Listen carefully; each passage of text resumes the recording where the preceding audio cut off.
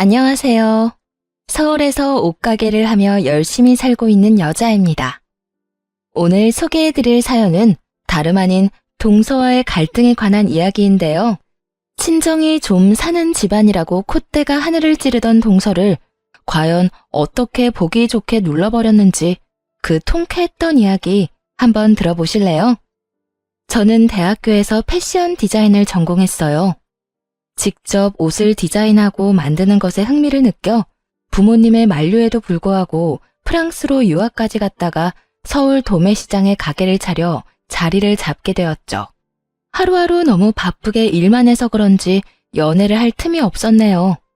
그래서 이번 생에 남자는 없다 싶었는데 오래전 친구로 지내온 남자와 좋은 인연으로 만나 2년 연애 끝에 결혼까지 하게 되었어요. 시댁과 친정은 비슷한 집안으로 재산 정도도 비슷했고 추구하는 삶의 방향도 비슷했죠.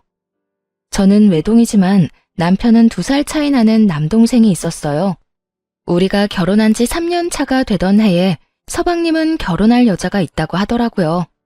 좋은 일이었죠. 남편과 친구 사이로 지낼 때부터 워낙 친동생처럼 아끼던 동생이라 누구보다 결혼 소식을 기다리고 있었거든요. 그런데 결혼할 여자라고 데리고 온 동서는 조금 이상한 부류의 사람이었어요.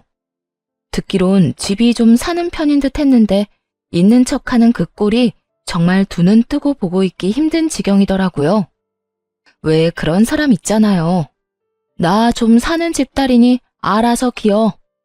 이런 마인드가 기본적으로 장착되어 그 눈빛에서부터 다른 사람을 깔본다는 느낌이 늘 강했습니다. 이런 느낌은 처음 동서를 만나던 날에 느꼈는데요.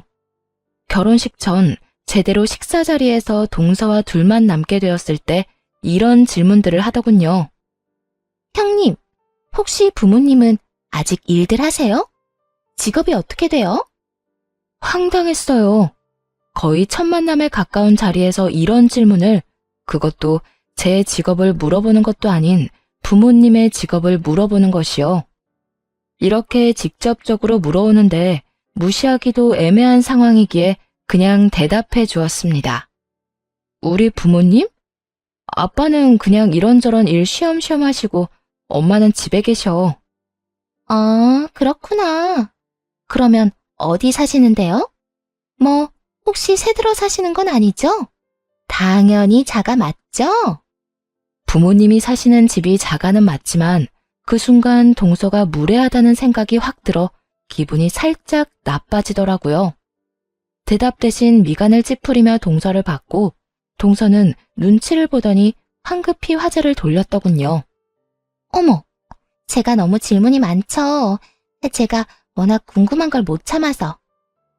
가끔 이렇게 사람을 곤란하고 귀찮게 해요. 그나저나 여기 음식 어떠세요? 저는 개인적으로 여기 참 좋아해서 어렵게 예약했거든요. 다음에 혹시나 여기 또 오시고 싶으면 저한테 말하세요. 제가 예약해 드릴게요. 동서는 멋쩍은 듯 웃으며 화제를 전환했지만 이미 저에겐 그런 동서의 첫인상이 썩 좋진 않았어요. 성격 같아선 그 자리에서 무례한 질문이다라며 핀잔을 주고 싶었지만 서방님이 좋다고 하니 그렇게까진 못하겠더라고요. 결혼을 코앞에 두고 있었고 어차피 가족이 될 사이니 쓴소리를 삼키고 상황을 넘겼습니다. 그렇게 동서는 무례하다는 첫인상을 남기고 서방님과 결혼을 하게 되었고 전 웬만하면 그런 동서와 부딪히지 않으려 노력했네요. 동서의 자랑을 들어보아도 입이 떡 벌어질 만큼 사는 집안도 아니더라고요. 그런데도 저렇게 갖은 있는 척을 하는 것이 저와는 정말 맞지 않겠다 싶었으니까요. 그런 동서와 부딪혀서 싸우는 것보다 그저 내세울 것이 그것뿐인 불쌍한 사람으로 생각하기로 한 것이었죠. 그러던 어느 날 동서의 임신 소식이 들려왔어요. 저와 남편은 임신이 잘 되지 않아 초조한 상황에서 들려온 소식에 조금은 속상하긴 했지만 정말 진심으로 축하하는 마음으로 가득했죠.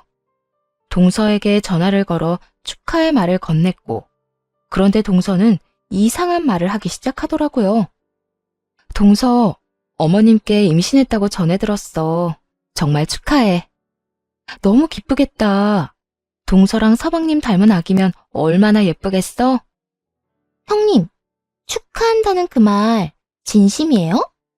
어? 그럼 진심이지. 왜?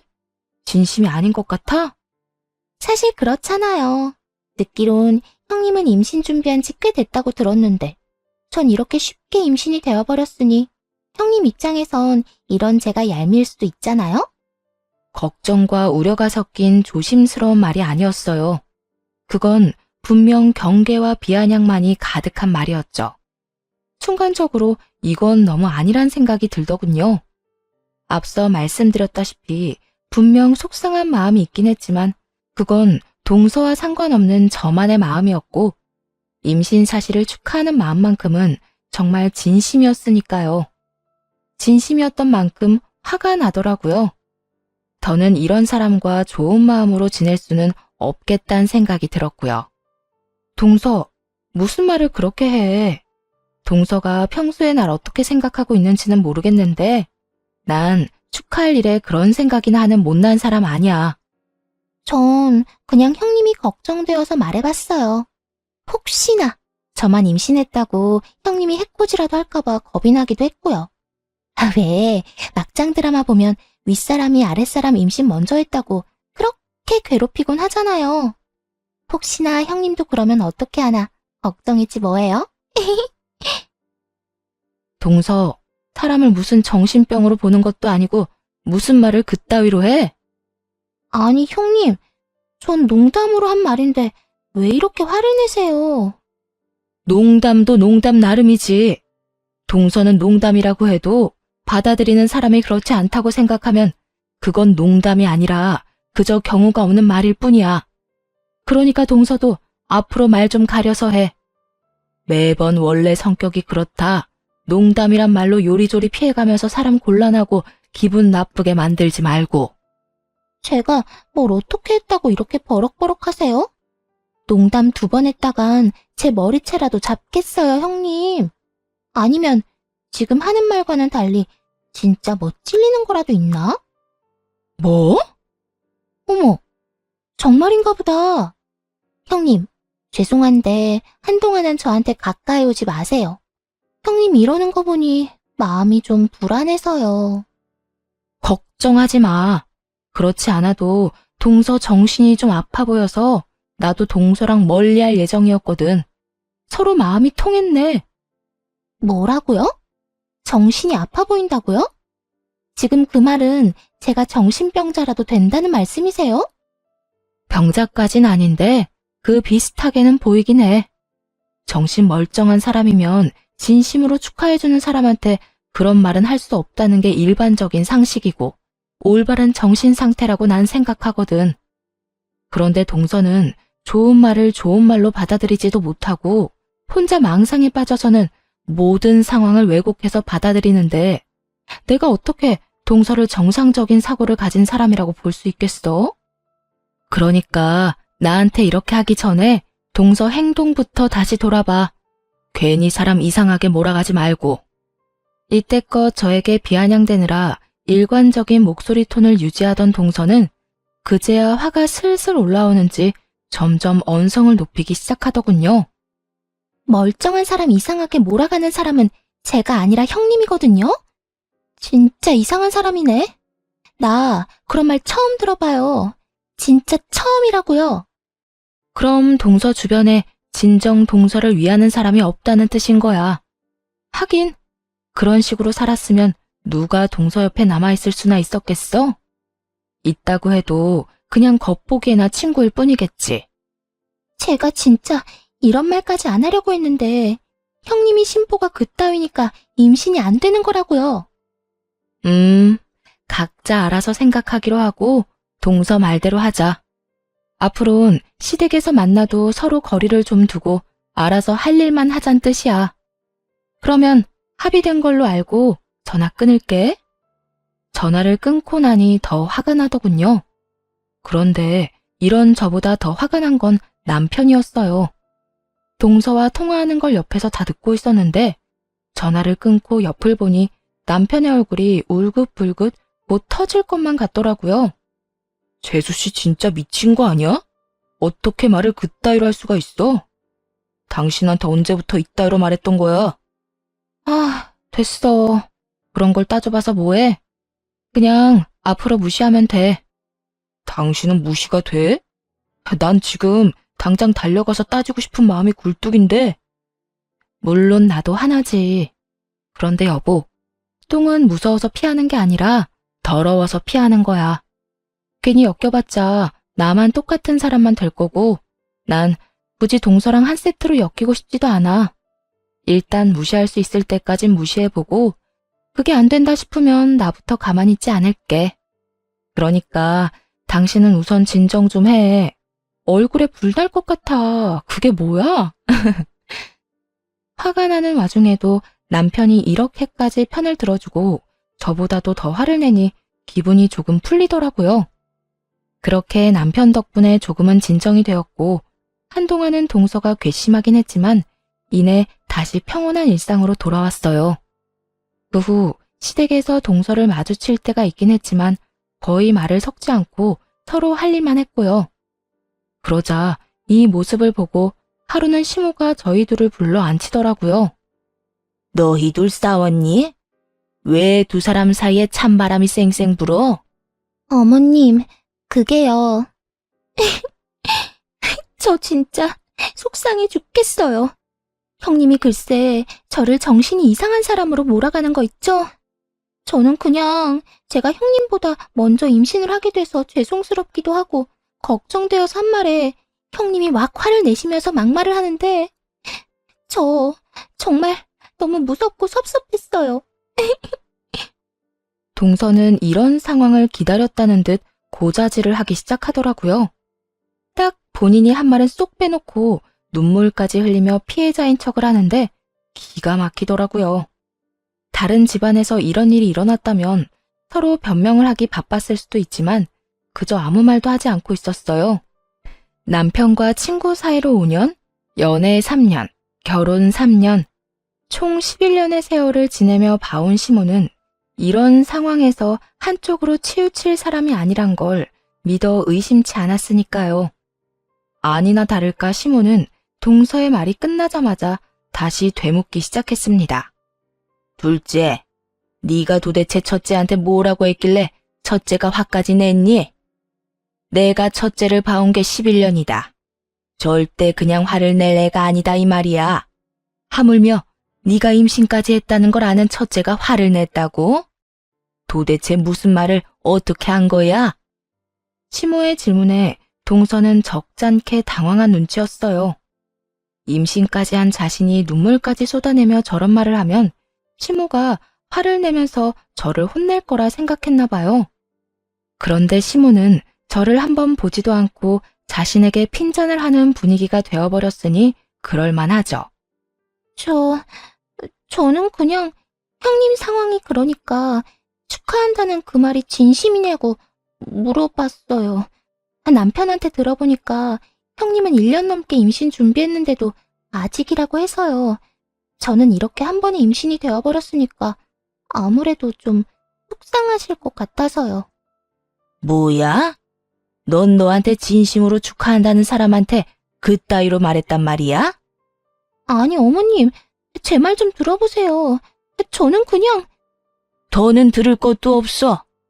굳이 듣지 않아도 어떻게 된 상황인지, 그래서 어떻게 상황이 흘러갔는지 다 알겠으니까. 넌 상대방이 화낼 만한 상황을 네가 만들어 놓고 내 앞에 와선 이렇게 눈물 흘리면서 하소연하면 내가 다 들어줄 거라 생각했니? 넌 임신까지 했다는 애가 어찌 이렇게도 영악하게 굴어? 시모는 동서의 한마디 설명에 모든 상황을 간파할 만큼 현명했고 동서는 한 치 앞도 보지 못할 만큼 멍청했네요.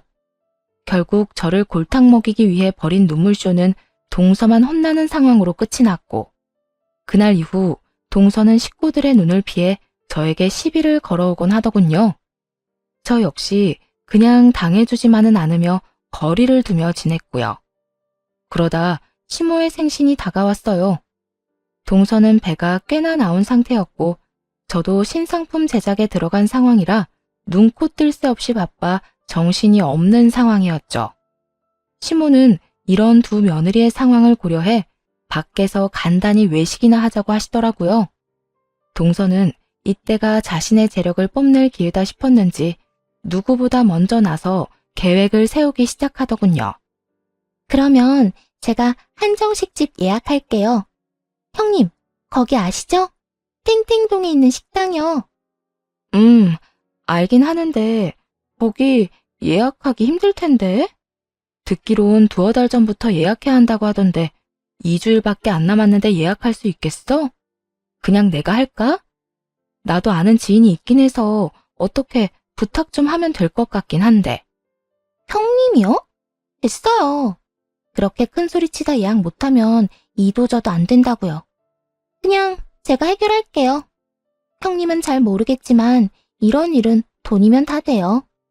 거기에다 저 거기 워낙 자주 가서 제가 부탁하면 없는 자리도 만들어줄 테니까 형님은 이번 생시는 한 발 물러나 계세요. 제가 알아서 할게요. 동서가 말하는 한정식집은 굉장히 오래된 곳으로 최근엔 그 막내딸이 가게를 맡아 하면서 젊은 감각까지 더해져 더욱 예약이 어려워진 곳이었어요. 그만큼 가격대도 만만치 않기도 했고요. 동서는 어떻게 해서든 예약이 다 차버린 식당을 예약하기 위해 안간 힘을 썼고 지인의 지인을 통해 웃돈까지 주고 다른 예약자에게 양도 받게 되었다고 하더라고요. 저 역시 시부모님들을 모시고 가고 싶었던 곳이라 기쁜 마음으로 식당으로 향했고 가게 때문에 가장 늦게 도착을 해 서둘러 식당 입구로 들어서니 동서 혼자 저를 기다리고 있더라고요. 아주 기고만장한 표정으로 말이에요. 오셨어요? 다들 먼저 들어가셨어요. 그래, 동서도 들어가서 있지. 왜 여기서 이러고 있어? 그냥 형님 기다렸죠. 혹시 여기 와보셨어요? 여기 너무 좋지 않아요? 여기 사장님 바뀌고 난 뒤에 인테리어 바뀌어서 그런지 분위기가 더 좋아진 것 같아요. 사장님이 저희 나이 또래라고 하던데 정말 대단하다. 그렇죠? 나보다 2살 많은데 이런 가게를 꾸려나가는 게 대단하긴 하지. 어쨌든 동서 덕에 좋은 곳에서 모시게 됐네. 예약하기 힘들었을 텐데 고생했어. 그러니까요. 예약하는 게 얼마나 힘든지 돈 엄청나게 썼어요. 형님은 좋겠어요. 이런 건 원래 맏며느리들이 다 알아서 한다고들 하던데 형님은 제 덕에 아무 신경도 안 쓰고 이렇게 몸만 와서 축하만 하고 가면 되니까요. 배까지 불러서 이게 무슨 고생인가 싶기도 했는데 어쩌겠어요? 형님보단 제가 여러모로 더 나은 형편이니 제가 신경 써야 하지 않겠어요? 애초에 제가 하겠다고 했는데 본인이 우겨 힘든 일을 자청해놓고선 저딴 식으로 나오니 기가 막히며 짜증이 나더라고요. 그 순간 고민이 됐어요. 그냥 그래 너 잘났다 하고 넘어가 버릴까 아니면 저 콧대를 확 눌러줘 버릴까 하는 고민 말이에요. 평소에 저였다면 전자를 택했을 텐데 그날의 동서꼴을 보니 그냥 넘어가고 싶지 않더라고요. 그래서 그 자리에서 식당 사장을 불러버렸어요. 네, 한 식당을 물려받은 그 젊은 여사장은 제가 옷가게를 처음 열었을 때부터 저의 단골이었죠. 그래서 언니 동생을 하던 사이였거든요. 매번 제가 자체 제작한 옷을 사가며 웬만한 백화점 옷보다 퀄리티가 좋다며 칭찬을 아끼지 않아서 자체 제작을 계속 밀고 올 수 있게 해준 사람이기도 했습니다. 연락을 하니 사장 언니는 식당 입구로 불이 나게 달려오더라고요. 정 사장, 여기까지 무슨 일이야? 밥 먹으러 왔어? 응, 언니. 오늘 시어머님 생신이라서 대접해드리러 왔지. 그래? 그러면 진작 말을 했어야지. 정 사장 이름으로 예약했어? 몇 번 룸인데? 우리 동서가 예약했고 3번 룸. 그런데 언니, 나 VIP실 좀 쓰면 안 돼? 아무래도 동서가 예약한 룸보다 VIP 룸에서 대접해드리고 싶어서. 혹시 다른 분 계시나? 아니, 마침 비어있어. 그리고 우리 정 사장 부탁이면 다른 분 계셔도 빨리 비워줘야지. 내가 그렇게 오라고 부탁을 해도 패기치기 싫다고 안 오더니 드디어 내가 정 사장한테 대접할 기회를 다 주네. 대접은 무슨, 내가 언니한테 대접을 해야지. 언니가 왜 나한테 대접을 해? 우리 가게 기둥 2개는 언니가 세웠다고 해도 모자라는데. 그거야 정 사장이 만든 옷이 워낙 좋으니까 그렇지. 아, 물론 떼온 옷도 좋긴 하지만. 하여튼 3번 룸? 내가 지금 직원들 시켜서 VIP 룸으로 옮겨드리라고 할게. 사장 언니와 대화를 마무리하고 동서를 봤는데 표정이 정말 볼만 하더라고요. 그동안 저더러 번화가도 아닌 곳에서 작은 옷집이나 한다고 무시하고 했는데 저런 대단한 사람과 친분이 있다니 꽤 놀란 듯 하더라고요. 거기에다 시모 생신준비의 주인공은 오롯이 자신의 몫이라 생각했는데 제가 온 칭찬을 받게 될 것 같으니 애가 타 보이기도 했고요. 아니나 다를까 식구들은 동서를 칭찬하면서도 저에게도 대단하다는 말을 전해왔고 동서는 표정 관리를 전혀 하지 못한 채 식사 자리를 마무리하더군요. 맛있는 식사가 끝난 후 전 화장실로 갔고 동서 역시 그런 저를 따라 화장실로 오더라고요. 그리곤 시비를 걸어오기 시작했어요. 형님, 혹시나 하는 말인데 그까짓 룸 업그레이드 좀 한 것 가지고 우쭐해지지 마세요. 장사하면서 쌓은 인맥이라 해봤자 거기서 거기지. 이딴 일 하나 했다고 신나서는. 지금 형님 꼴이 얼마나 꼴사나운지 형님은 모르죠? 지금 동서 생각대로 상황이 안 흘러가서 성질이 좀 났나 본데 그래도 말은 가려져 좀 해. 그리고 할 말 있으면 빨리 하고 가. 괜한 시비 걸지 말고 말이야. 형님이랑 저는 급 자체가 다르다는 걸 좀 알고 있으라고요. 괜히 이번 일로 나보다 우위에 섰단 그런 생각은 하지 말란 이 말이에요. 하긴 이제 그럴 날도 얼마 안 남긴 했네요. 우리 아기 태어나면 형님 입지는 온데간데 없이 사라지고 온 집안의 예쁨과 관심은 오로지 제 몫이 될 테니까요. 이 정도면 정말 병이 확실해 보였어요. 더는 말을 섞고 싶지도 않았고 무엇보다 괜한 말싸움을 벌여 임신한 동서에게 괜한 트집이 잡히고 싶지도 않더라고요. 난 그딴 거 아무 관심도 없으니까 동서랑 그 아기가 다 가져. 다 해. 그딴 것들 다 가지고 제발 나한테 관심 좀 끄고 시비 좀 걸지 마. 난 동서가 뭐라든 관심 안 가질 자신 있으니까 말이야. 동서는 이런 제 행동이 더 화가 난다는 듯 갑자기 악다구니를 쓰며 고함을 지르기 시작하더군요. 니까짓 게 뭔데 날 무시해. 니까짓 게 뭔데 나한테 명령을 하냐고. 넌 그저 내가 하라만 하면 되고 내 눈치나 보며 살아야 하는 그 정도 인생이라고. 그런데 네가 뭘 잘났다고 차사건건 내 발목을 잡고 늘어지는 건데? 뭐? 와, 진짜. 내가 웬만하면 배부른 여자랑 싸우기 싫어서 참고 있었는데 너 진짜 안 되겠구나. 야, 내가 너 생각해서 하는 말인데 너 그 정도면 병이야, 병.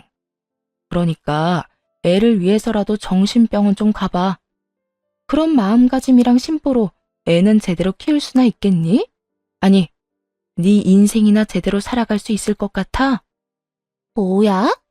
인연이 진짜 형님이라고 대접 좀 해주려고 했더니 도저히 상종도 못할 인간이네.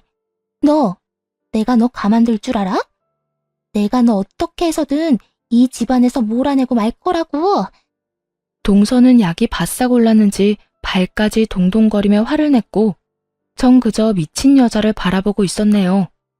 그런데 그 순간 소란스러운 소리를 들었는지 시모가 화장실로 들어오더라고요. 그리고 시모를 발견한 동서는 그 자리에서 그대로 쓰러지는 척을 하더라고요. 그 즉시 동서는 병원으로 옮겨졌고 그저 황당하더라고요. 하지만 정말 황당한 일은 애써 의식이 없는 척을 하던 동서가 일어나더라고요. 발연기를 하던 동서는 눈을 뜨자마자 저를 모함하기 시작하더군요. 아가, 너 괜찮니? 화장실에서 큰 소리가 나던데 도대체 무슨 일이길래 쓰러져? 어머님, 그게... 진짜 형님이 너무 무서워요. 제가 화장실을 오기만을 기다린 건지 저를 보자마자 막 집안 좀 부유한 게 그렇게 자랑거리냐면서 화내고 욕을 하시는데 제가 너무 무섭고 놀라서 그냥 정신을 잃었어요. 첫째가 정말 그런 말을 했단 말이야? 네, 전 진짜 형님께 죄송한 것도 있고 해서 잘 지내보고 싶었는데 형님은 아직 화가 많이 나셨나 봐요. 시모는 동서의 말을 믿지 않는 듯 했지만 아무래도 상황이 상황인지라 저를 바라보시더라고요. 무슨 말이라도 해보란 눈빛으로요. 하지만 전 아무 말도 하지 않았고 남편이 대신에 나서기 시작했어요. 재수씨, 말이 되는 소리를 좀 하세요. 우리 집사람이 화를 내고 욕을 했다고요? 말이 되는 소리를 해야 믿어주죠. 정말이에요. 형님이 저한테 그랬다고요. 아주버님은 정말 아무것도 모르고 속고 있는 거예요. 형님, 진짜 무서운 사람이라고요. 내 보기엔 재수씨가 더 무서운 사람 같거든요. 진짜 적당히 해야 속아 넘어가 주지. 해도 너무하네. 재수씨 지금 우리 집사람 덕에 룸 업그레이드 된 것 때문에 샘나서 이러는 거 누가 모를 줄 알아요? 사람이 왜 그렇게 못났어요? 난 도대체 이해가 안 돼서 묻는 거예요. 뭐라고요? 아주버님도 형님이랑 마찬가지네요. 어떻게 너무 놀라서 쓰러지기까지 한 임산부한테 그런 말을 할 수가 있어요? 어머님, 여보, 나 진짜 억울해. 형님한테 당한 사람은 나라고 나. 눈물로 이 상황을 모면하고 싶은가 본데 마음껏 우세요. 그리고 앞으로 우리는 보지 말고 삽시다. 집사람이 가만히 있으래서 웬만하면 참고 살려고 했더니 도저히 안 되겠네요. 몸조리 할 것도 없어 보이지만 몸조리 잘하세요. 남편은 끝까지 눈물로 호소하는 동서에게 쓴소리를 하곤 저를 데리고 나와버렸고 이번만큼은 그냥 넘어갈 순 없겠더라고요. 이때껏 그냥 무시하고 참았던 모든 것이 터져버린 것이었죠. 저보다 화장실을 먼저 쓰고 있던 직원을 찾아내 증언을 부탁했고 그 직원이 나서 온 식구들에게 모든 사실을 말해주었어요. 모든 사실을 안 시모는 동서를 말 그대로 쥐잡듯이 잡더군요. 너 진짜 무슨 병이라도 있는 거 아니니? 그렇지 않고서야 어떻게 그런 소름 끼치는 말과 행동을 할 수 있는 거야? 입이 있으면 무슨 말이라도 해봐. 어머님, 그게 아니고요. 전 그저 어머님이 형님만 너무 예뻐하는 것 같아서 그랬어요. 생신 때도 그래요. 제가 고생이랑 고생은 다 해서 예약했는데 모든 공은 형님에게로 돌아갔잖아요. 칭찬도 형님한테 더 많이 해주고요. 그래서 너무 셈이 나서 그랬어요. 넌 이제 곧 애 엄마가 될 사람이 그런 마음을 품는 게 정상적이라고 생각하니? 아니, 셈이 날 수 있다고 치자. 그래도 같은 사람인데 급이 달라? 네 인생엔 금태라도 둘렀니? 그리고 첫째나 우리 집이나 사는 건 비슷한데 너 우리 집도 무시했니? 아니에요. 그 말은 저도 너무 화가 나서 그냥 나온 말이에요. 그냥 무심결에 나온 말이 네 인성을 보여주는 거야. 저번에도 그러더니 이번까지 어찌 이렇게 사람을 실망하게 할 수가 있어? 죄송해요, 어머님. 앞으론 그러지 않을게요. 말 조심할게요. 왜 나한테 사과를 해? 네 형님한테 사과해야지. 동서는 시모의 불호령에 저를 보며 사과의 말을 건넸지만 진심이라곤 느껴지지 않는 그저 무미건조한 말일 뿐이었죠. 그렇게 큰 소란이 지나가고 어느 날은 동서가 가게로 찾아왔더라고요. 동서가 여기까진 웬일이야? 백화점 옷만 입는 동서가 여기에 옷 사러 온 것도 아닐 테고. 또 시비 걸러 왔어? 아니에요. 저 여기 옷 좀 사려고 왔어요. 뭐? 됐으니까 그냥 가. 굳이 동서가 안 팔아줘도 충분히 먹고 살만 하니까. 여러모로 죄송한 일도 많고 해서 온 거니까 그렇게 날 세우지 마세요, 형님. 동서는 매장에 있는 옷을 쓸어 담기 시작했고 전 어떻게 해서든 팔지 않으려고 애썼어요.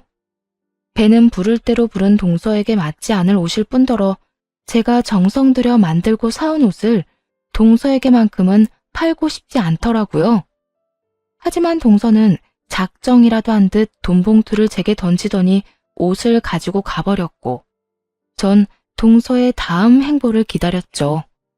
옷을 사가지고 간 것은 호의가 아니라 추악한 계획임을 확신했기 때문이었으니까요.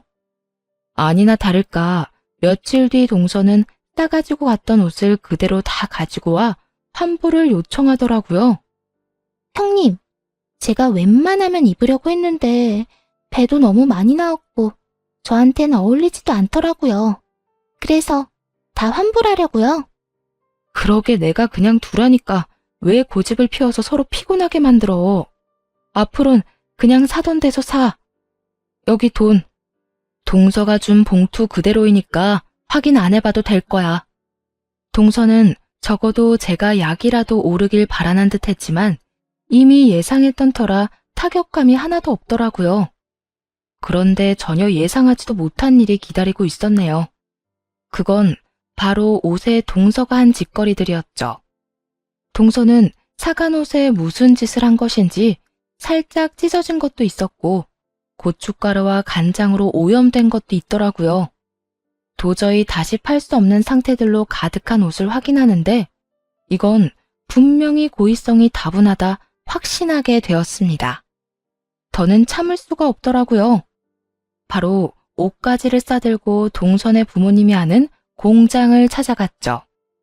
결혼식에서 본 사돈 어른들은 저와 아는 관계로 제가 디자인하는 의류의 처음과 끝을 담당해 주시는 분들이었어요. 저와는 10년 가까이 거래하셨던 분들로 부부끼리 작은 공장으로 시작해 건물까지 올린 대단한 분들이셨고요. 결혼식장에서 처음 뵈었을 때 얼마나 놀랐는지 몰라요. 우리가 인연은 인연인가 보다며 동서와 관계가 서먹해지는 것이 싫으니 동서에겐 알리지 말자 하기도 했고요. 그래요. 대기업 딸쯤 되는 듯 굴었던 동서는 제 오래된 거래처 사장님의 딸이었던 것이었죠. 정 사장님, 이게 다 뭐야? 누가 옷에다 이딴 짓을 한 거야? 이건 우리가 만든 옷인데. 왜? 옷이 마음에 안 들어서 이런 거래? 아니요. 동서가 이렇게 해놨어요. 웬일로 매장에 와서 옷을 다 사가지고 간다 싶더니 오늘 다시 가지고 와서 싹 다 환불을 해달라고 하더라고요. 그래서 다시 꺼내놓으려고 살펴보니까 이 모양으로 만들어놨네요. 사장님, 제가 진짜 웬만하면 사장님한테 안 찾아오려고 했는데 이건 정말 아니잖아요. 어떻게 옷 공장 딸이 옷에다 이딴 짓을 해요? 아니, 정상적인 사고를 가진 사람이라면 이런 짓을 하면 안 되는 거 아닐까요? 평소 저만큼이나 의류 제작에 자부심을 가지고 있던 동서의 아빠는 많이 화가 난 듯 했어요. 그 자리에서 바로 동서를 부르더군요. 얼마 지나지 않자 배를 매만지며 동서가 모습을 나타냈고 동서의 아빠는 득달같이 화를 내기 시작했죠. 너 진짜 네가 이딴 짓을 한 거야? 아빠, 형님? 어떻게 여길... 두 사람 아는 사이예요? 말 돌리지 말고 대답이나 해. 네가 이딴 짓을 한 게 맞아? 아빠, 그게 아니야. 일부러 그런 게 아니라 내가 배부른 건 생각도 못하고 옷 입어보다가 그렇게 됐나 봐. 너 진짜 똑바로 말 못해? 여기 사장님이나 나나 옷만 만지고 사는 사람들이야. 그런 사람들이 일부러 찢었는지 입다가 찢었는지도 구분 못할 것 같아? 그리고 이 오염들도 그래. 이건 누가 봐도 뿌린 자국들이잖아. 너 진짜 이렇게까지 못난 인간이었어? 누가 밖에서 이따위로 행동하고 다니라고 했어? 내가 너 이따위로 정신 나간 짓 하고 살라고 뭐든 해달라는 대로 다 해주고 키운 줄 알아? 아빠는 아무것도 모르면서 왜 나한테만 이래? 나도 오죽했으면 이렇게까지 했겠어? 형님이 사사건건 내가 하는 것마다 방해하니까 화가 나서 그랬다고. 내가 잘못한 게 아니라 형님이 잘못한 거라고. 동서는 끝까지 잘못을 인정하지 않았고 동서의 아빠는 더욱더 불같이 화를 내기 시작했고요. 너 진짜 그 입 다물지 못해? 뭘 잘했다고 네가 큰 소리를 내? 정신 좀 차려. 너 곧 애엄마가 될 건데 언제까지 이렇게 정신 못 차리고 네 멋대로 살 거야? 내가 뭘 어쨌다고 그래? 나 잘못한 거 없다니까. 넌 도저히 안 되겠다. 진심으로 반성할 때까지 네 카드 다 끊어버릴 거니까 그런 줄 알아. 시집간 딸내미 기죽지 말고 살라고 뭐든 다 해줬더니 안 되겠어. 동서는 그제야 이건 아니다 싶었는지 저에게 용서를 구하기 시작했어요. 여전히 진심은 없었지만 물처럼 써대던 카드가 걸린 문제인 만큼 더 절실히 빌긴 하더라고요. 형님, 제가 잘못했어요.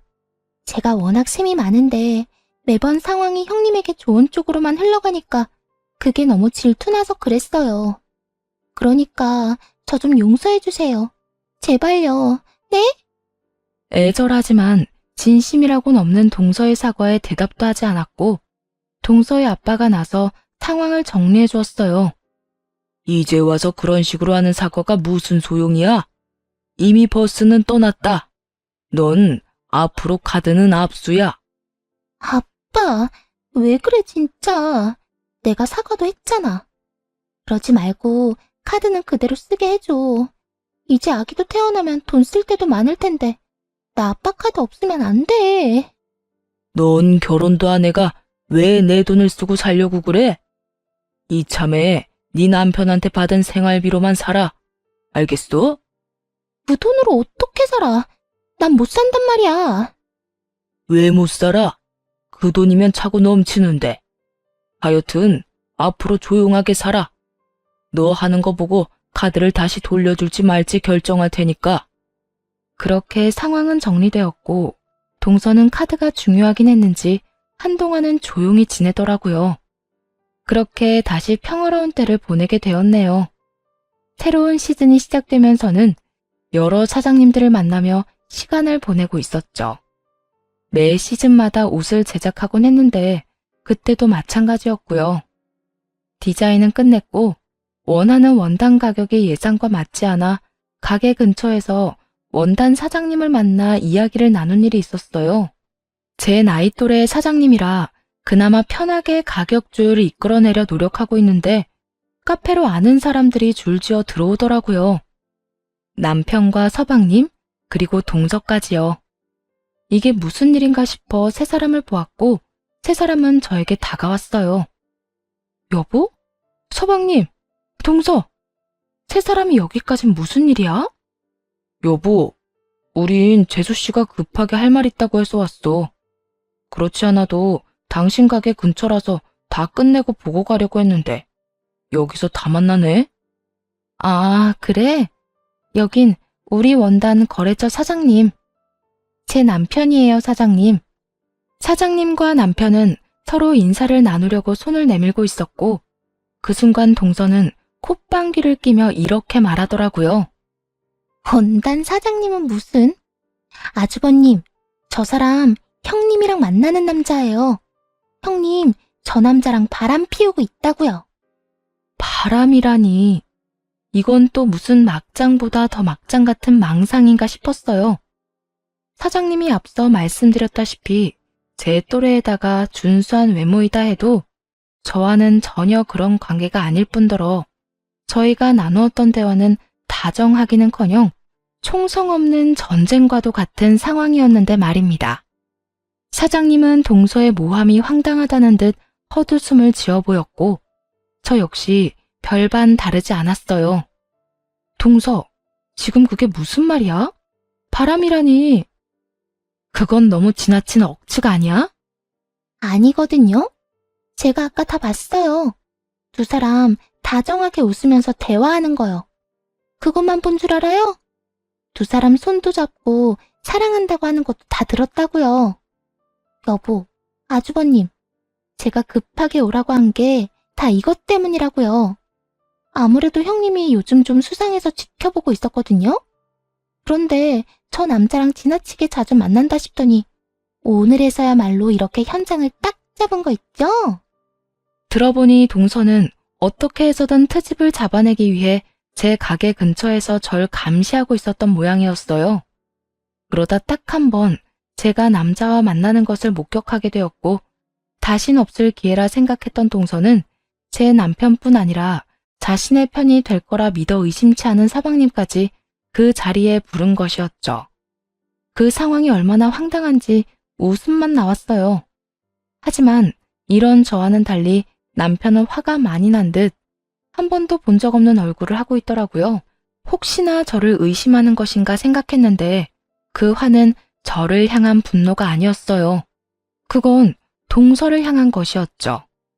재수씨, 진짜 적당히 좀 하세요. 워낙 급하다고 애걸복걸을 해서 나왔더니 뭐요? 이 사람이 바람을 피워요? 그게 말이나 된다고 생각해요? 이 사람, 그럴 사람 절대 아니에요. 남편은 저를 향한 굳건한 믿음을 내보였고 동서는 예상치 못한 상황에 더 거세게 저를 모함하기 시작하더라고요. 제가 다 듣고 봤다니까요. 두 사람 곧 더 좋은 데로 가자고 말하는 것도 다 들었다고요. 아주버님, 제발 정신 차리세요. 다 속고 있는 거라고요. 아, 그래요? 그러면 저기 CCTV 있으니까 한번 봅시다. 그러면 되겠네. 마침 두 사람 딱 보이게 찍고 있는 것 같으니까요. 남편은 바로 사장님께 상황을 설명하고 동의를 얻어 CCTV를 받고 그곳엔 동서가 말한 그 어떤 장면도 없었습니다. 그저 원단책만 수없이 뒤적이며 계산기만 두들겨대는 모습만이 가득할 뿐이었죠. CCTV에 별다른 장면이 나오지 않자 동서의 얼굴은 순식간에 잿빛이 되어가더라고요. 그리고 모든 것이 동서의 거짓말임이 밝혀지는 순간 누구보다 화가 난 서방님이 동서에게 화를 내기 시작했어요. 당신 진짜 왜 그래? 이런 식으로 형수님 모함하는 이유가 도대체 뭐야? 형수님이 당신한테 뭘 잘못하긴 했어? 당신 말대로 형수님이 당신을 무시하고 욕하고 했던 건 맞는 거야? 이젠 당신이 했던 그 어떤 말도 못 믿겠다고. 이때껏 서방님은 동서의 말을 듣고 저를 오해하고 있었던 모양이었어요. 제가 그럴 사람은 아니라고 생각하긴 했지만 임신까지 한 동서가 매번 억울하다는 듯 눈물까지 흘리며 말하니 조금은 믿은 모양이더라고요. 그런데 이렇게 동서의 만행이 다 밝혀지니 이때껏 동서의 모든 말과 행동을 의심하는 듯 했어요. 서방님이 불같이 화를 내자 동서는 많이 당황한 듯 말도 제대로 못하더라고요. 여보, 내 말 좀 들어봐. 이 CCTV가 잘못된 것 같아. 난 분명히 다 듣고 봤단 말이야. 헛소리 좀 하지 마. 두 사람 계산기만 두드리는 거 안 보여?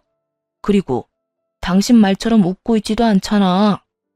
처음 앉을 때나 웃었지 그 뒤론 두 사람 계속 진지한 얼굴로 계산기만 보고 있다고. 이런 사람들이 바람? 지금이라도 똑바로 말 못해? 서방님은 결국 고함을 질렀고 그 순간 동서는 배를 잡고 고통을 호소하기 시작했어요. 내 배. 여보, 나 배가 너무 아파. 어떡해. 이러면서 쓰러지는데 연기가 아니더라고요. 식은땀도 흘리고 피까지 보이는 것이 보통 심각한 상황이 아니었죠. 급하게 동서는 병원으로 옮겨졌고 결국 유산을 하고야 말았습니다. 그렇게 미운 사람인데도 막상 일이 그렇게 되니 조금 안쓰럽더라고요. 동서는 동서고 아기는 아기였으니까요. 그런데 이런 마음도 그리 오래 가진 못했어요. 동서는 끝까지 정신을 차리지 못하고 병상에 누워 그 모든 것을 제 탓으로 돌리며 고래고래 고함을 질러댔으니까요. 다 너 때문이야. 다 니년 때문이라고. 내 아기 내놔. 내 아기 돌려내라고. 아, 넌 일이 이렇게까지 됐는데도 내 탓만 하는구나. 잘 생각해. 난 아무 잘못이 없어. 이건 다 너 때문이라고. 내가 뭘 어쨌는데. 괜히 사람 모함하고 그것도 모자라 내 남편까지 불러서 어떻게 해서든 나 이혼시키려고 했던 거 아니야? 그렇게 아기가 소중했으면 악한 마음 먹지 말고 몸조심이나 했어야지. 그 몸을 해서 사람 감시나 하고 그렇게 악다구니 쓰니 애가 무사할 수가 있겠어? 야, 네가 지금 나한테 그딴 말을 할 처지나 된다고 생각해? 이게 다 누구 때문인데? 내가 진짜 이런 말까진 하지 않으려고 했는데 이건 다 자업자득이야. 네가 한 짓 네가 다 돌려받은 거라고. 그러니까 앞으로 인생 똑바로 살아. 알겠어? 야, 너 진짜 내가 가만 안 둘 거야? 내가 너 임신하기만 하면 나처럼 만들어버릴 거라고. 동서는 점점 더 심한 말을 퍼붓기 시작했고 서방님은 도저히 안 되겠다 싶었는지 동서에게 이혼을 하자고 해버리더군요. 내가 진짜 당신 몸조리 다 할 때까지 기다리려고 했는데 도저히 안 되겠다.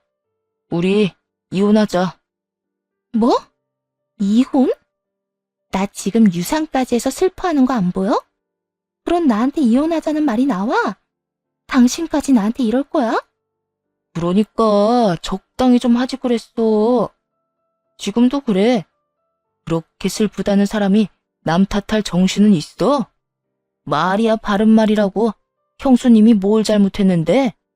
당신 혼자 계획 세우고 당신 마음대로 우리 불러내서는 당신 뜻대로 안 되니까 화내다가 이렇게 된 거 아니야. 그런데 그런 와중에도 반성은 안 하고 형수님 탓을 한다고? 나 더는 당신 같은 여자랑 살고 싶지가 않다. 서방님은 이혼을 통보하고 짐을 싸 저희 집으로 왔네요. 시댁에 가기엔 이혼을 말씀드리지 못한 상황이었기에 제가 제안을 한 것이었죠. 그렇게 저희와 함께 지내며 이혼을 준비하는데 병원에서 태어난 동서가 찾아오더라고요. 동서는 많이 수척해진 모습이었는데 서방님을 보자마자 무릎을 꿇고 빌기 시작하더군요. 여보, 내가 다 잘못했어. 그러니까 나 한 번만 용서해줘. 아기도 나 떠나고 나 당신 없으면 못 살아. 이제 와서 이런다고 변하는 거 없어. 난 당신 같은 여자랑 더는 살고 싶지 않다는 마음에 변화가 없으니까. 몸도 좋지 않은데 여기서 이러지 말고 얼른 돌아가. 여보, 제발. 내가 다 잘못했다니까. 빌어도 소용없다니까. 그냥 돌아가. 동서는 또 눈물을 흘리며 용서를 구했지만 서방님은 단호해 보였어요. 시선도 주지 않고 끝